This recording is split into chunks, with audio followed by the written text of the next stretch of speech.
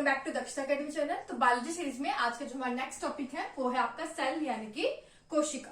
तो सेल, सबसे पहले तो जो सेल टर्म है, क्वेश्चन आता है कि सेल टर्म सबसे पहले किसने यूज की।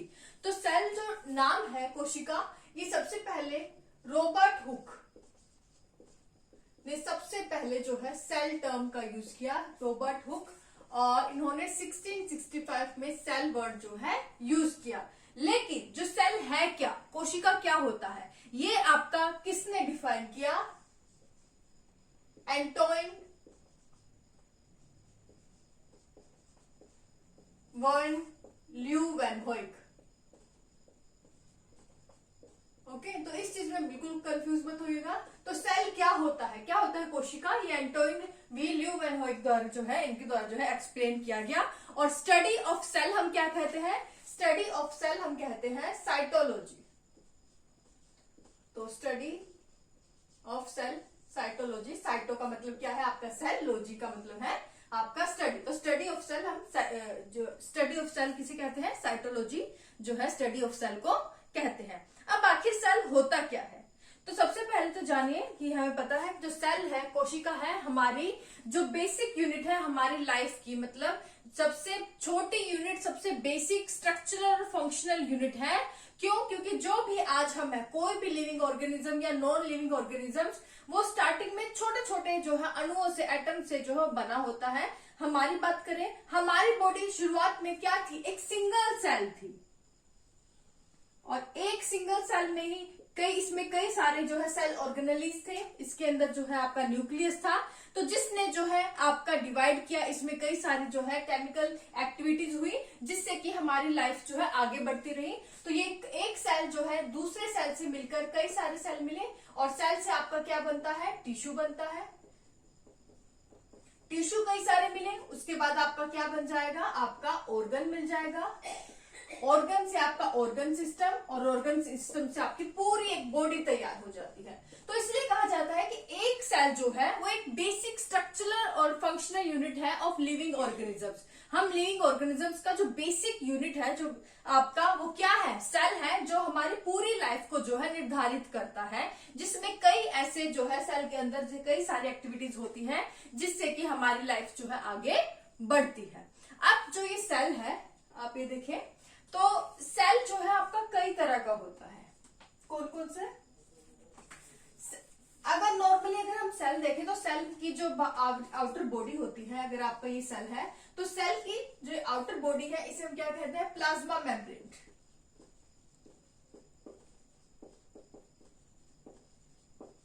या प्लाज्मा, हिंदी में हम इसे क्या कहेंगे? प्लाज्मा झिल्ली।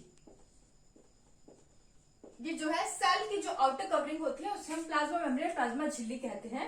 सभी जितने भी आपके लिविंग ऑर्गेनिजम्स हैं, उनमें जो आउटर जो बॉडी है प्लाज्मा मेम्ब्रेन है, उसकी आउटर जो मेम्ब्रेन है सेल की। लेकिन आपका एक्सेप्शन है प्लांट्स। प्लांट्स में क्या होता है? प्लांट्स में प्लाज्मा मेम्ब्रेन के भी बाहर एक और कवरिंग पाई जाती है, जिसे हम क्या कहते हैं? सेल वॉल, कोशिका भित्ति।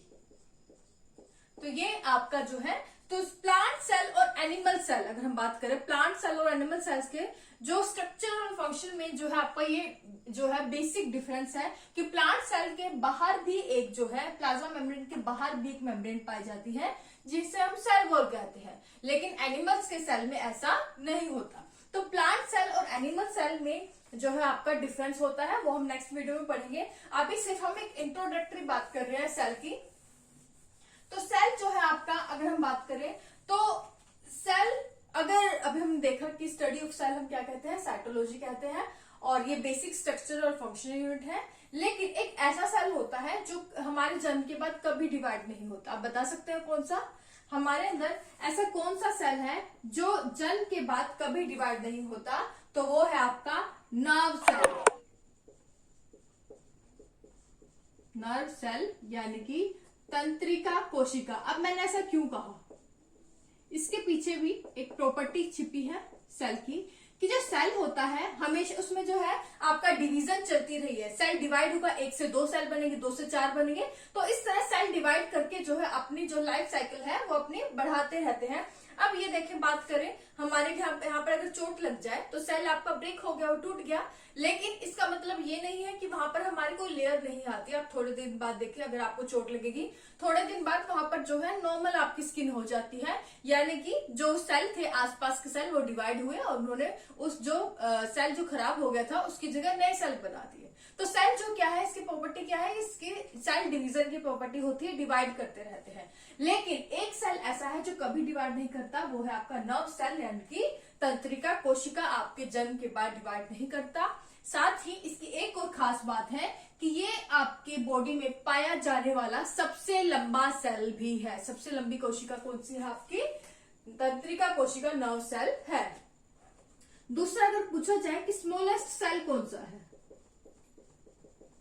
स्मॉलेस्ट सेल कौन सा है, तो आपका एक बैक्टीरिया है, जीवाणु है, माइकोप्लाज्मा, उसका जो सेल है वो सबसे छोटा सेल है। ओके, याद रखें, फैक्चुअल चीजें हैं ये।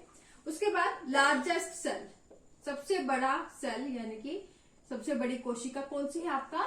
जो ऑस्ट्रिच का एग होता है, ऑस्ट्रिच का एग यानी कि जो आपका शुतुरमुर्ग का अंडा होता है, उसका जो सेल है ये आपका जो है सबसे बड़ा सेल होता है। तो ये फैक्चुअल चीजें जो है आपको याद रखनी है सेल के बारे में। अब हम देखते हैं कि जो सेल है वो आपका दो तरह का होता है। कौन कौन सा? प्रोकैरियोटिक सेल और यूकैरियोटिक सेल। कौन कौन से?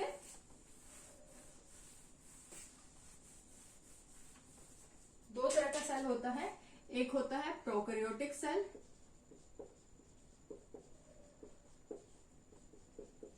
और दूसरा है यूकैरियोटिक सेल। प्रोकैरियोटिक कोशिका और यूकैरियोटिक कोशिका। ओके, अब प्रोकैरियोटिक का जो सेल होता है, इन दोनों में मेन डिफरेंस क्या है कि हम यहाँ दोनों का डायग्राम बना लें। ये प्रोकैरियोटिक सेल है, ये यूकैरियोटिक सेल है। इन दोनों सेल में मेन डिफरेंस क्या है कि जो आपका यूकैरियोटिक सेल है, इस सेल में, इस कोशिका के अंदर आपका जो क्या पाया जाता है, आपका क्या पाया जाता है, आपका न्यूक्लियस, केंद्रक पाया जाता है।